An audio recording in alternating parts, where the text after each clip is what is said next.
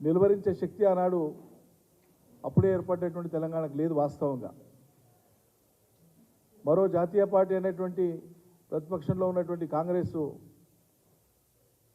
ఆనాడు నోరు మెదపలేదు.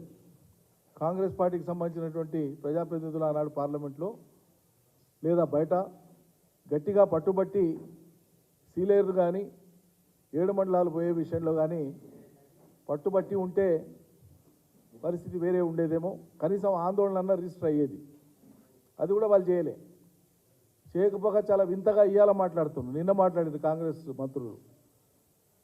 7 మండలాలు పోయినప్పుడు సీలేరు పోయినప్పుడు కేసీఆర్ కొట్లాడలేదని ఇప్పుడు మాట్లాడుతున్నారు. వాళ్ళు అర్థం పర్థం లేనటువంటి మాటలు.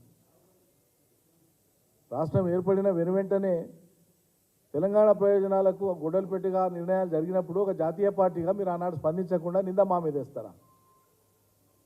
ఈరోజు అది కూడా అది మీ నిష్క్రియాపరత్వం దాన్ని అంగీకరించకుండా మళ్ళీ ఈరోజు నిందలు వేసేటువంటి ప్రయత్నం చేస్తున్నారు. మేము చాలా పట్టుదలగా కేసీఆర్ నాయకత్వాన కేసీఆర్ ముందు చూపుతో అసలు రాష్ట్రం ఏర్పడ్డదే ప్రధానంగా నీళ్ల కోసం. తెలంగాణ తనకు న్యాయబద్ధంగా చెందవలసినటువంటి సాగునీటి వాటాను దశాబ్దాల తరబడి కోల్పోయింది కాబట్టే నీళ్లు నిధులు నియామకాలు అనేటువంటి ట్యాగ్ లైన్తో తెలంగాణ ఉద్యమానికి ఆనాడు శ్రీకారం చుట్టడం జరిగింది కేసీఆర్. అదంతా మనకు తెలిసిన చరిత్ర.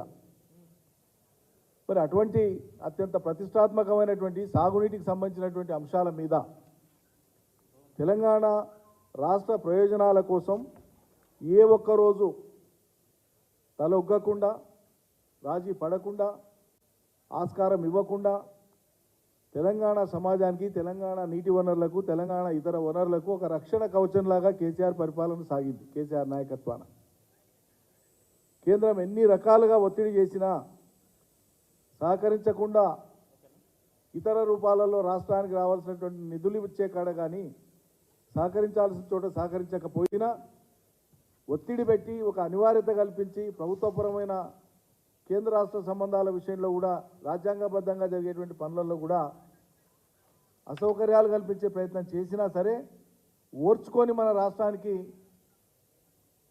అన్యాయం జరగొద్దు, శాశ్వత ప్రయోజనం నెరవేరాలి తెలంగాణ రాష్ట్రానికి, భావితరాలు కూడా ఇబ్బంది పడవద్దు అంటే ఈ నీటి వాటా న్యాయబద్ధంగా తేలాలని చెప్పి మొదటి నుంచి డిమాండ్ చేస్తూ వచ్చినాం.